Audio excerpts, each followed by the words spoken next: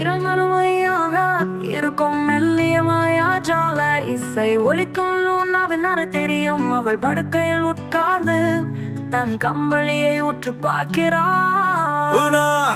ஐயோ, நிலவுக்கு மீசை எங்கே?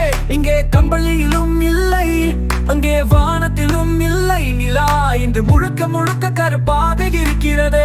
கண்ணாடியை நோக்கி ஓடி வெளியே பார்க்கிறாள். ஒரு மின்மினி பூச்சி அறையில் பறந்து வந்து லூனாவின் முன்னால் நிற்கும். மின்மினி பூச்சி சின்னவென்றின் குரலில், லூனா நிலாவின் வெள்ளி மீசைகள் உதிர்ந்து விட்டன. அவை தான் அவருக்கு வெளிச்சம் தரும். நீதான் பார்க்க வேண்டும்.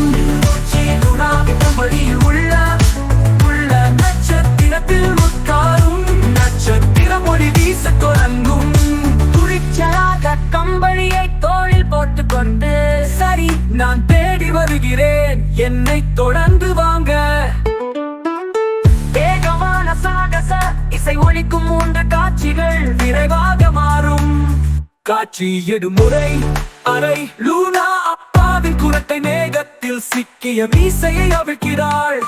காட்சி சமையலறை தோட்டம். லூனா ஒரு புல்லை கொடுத்து எறும்புகளிடம் இருந்து பாலம் போல் இருந்த மீசையை நீக்கிறாள். படுக்கையறை. லூனா தன் கொம்பானை கொடுத்து பூனையிடமிருந்து கடைசி மீசையை வாங்குகிறாள்.